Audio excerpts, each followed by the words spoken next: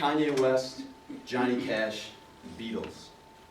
What do all of these very different artists have in common? The answer is one man, Les Paul, shown here kind of looking like a creeper.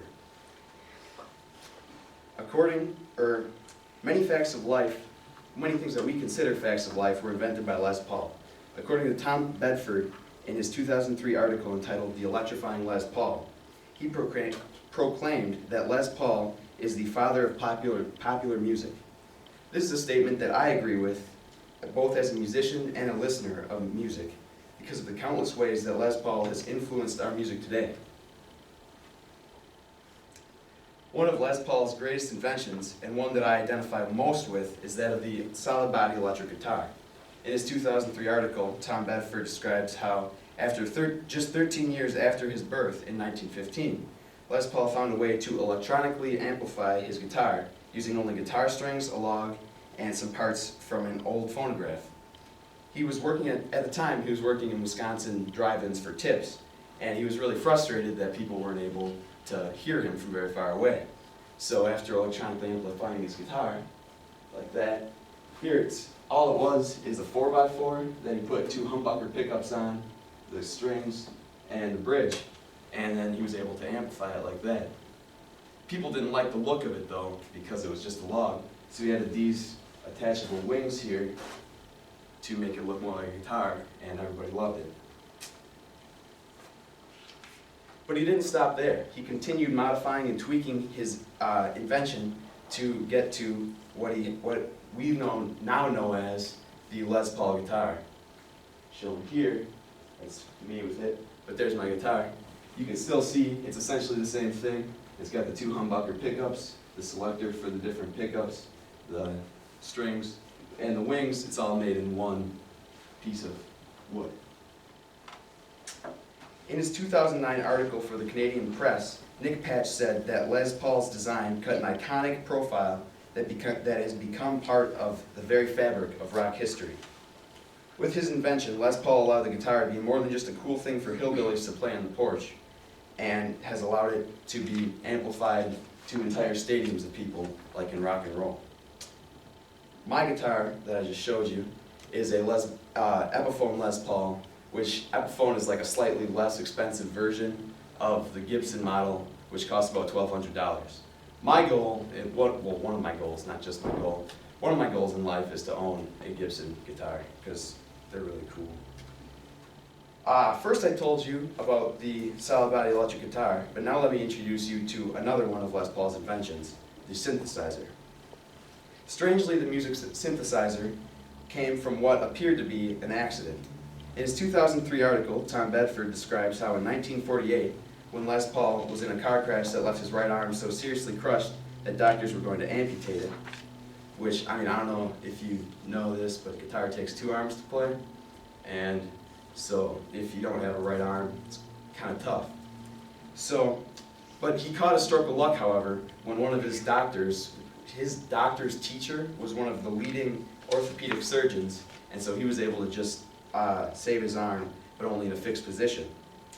According to Bedford's article, Les Paul told the doctors to just point it at my navel so I'll be able to hold a pick and play the guitar. And thankfully, the surgery was a success.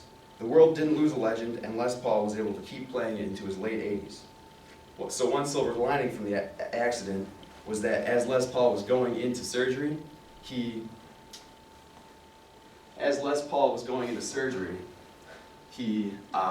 jotted down an idea for what turned out to be the music synthesizer, because he was trying to come up with an instrument that he could play with one hand, because he was going to lose his arm.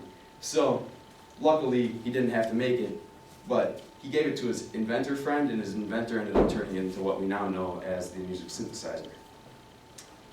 So, and though I don't play the synthesizer, if you've ever listened to Kanye West or even classic rock bands like Styx, you're probably familiar with the space-like sound of the synth. So I've already explained to you the solid body electric guitar and the music synthesizer. Now get ready for the most important invention of them all, multi-tracking. Les Paul invented multi-tracking, or sound-on-sound recording, and it changed the music industry forever. In its essence, multi-tracking, or what Jane Burns in her 2012 article entitled "What's New, Les Paul Guitar Wizard," called multi-layered recording, is a simple idea that had astounding consequences for the way music was made.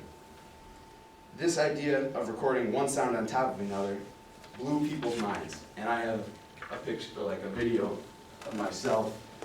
I used a loop pedal, which is a lot like what Les Paul had, but he used tapes and stuff. I use this. Oh.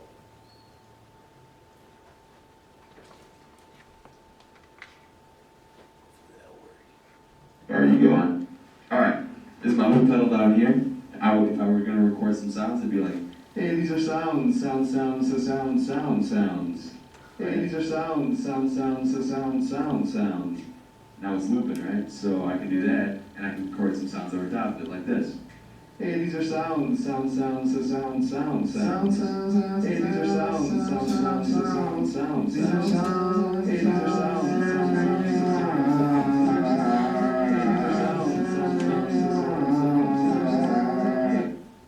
Now it's all looping like that.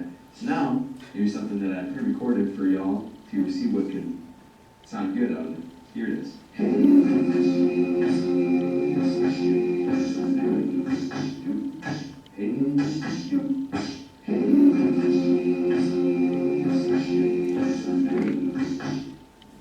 That's an original song called Hey, This Is New. Alright, so I did that with a computerized thing called a loop pedal that's usually used for vocals like that and guitar. But Les Paul had what he called a Les Pulverizer, which was built into his guitar, but that would go and control like this whole mess of tapes and machines that he had to do essentially the same thing.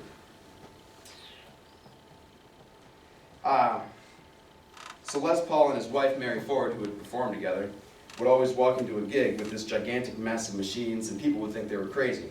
That is until they started to play. I got another quick video for you. So this is Les Paul and Mary Ford playing using multi-track. And back was maybe put in a 25th.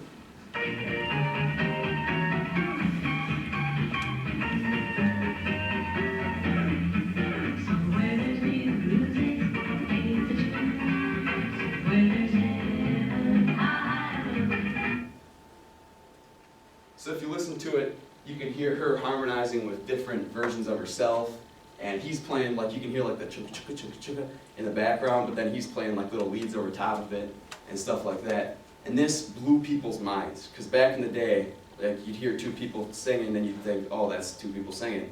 These guys walk in and create a big band sound using some tapes and a guitar, and it was crazy.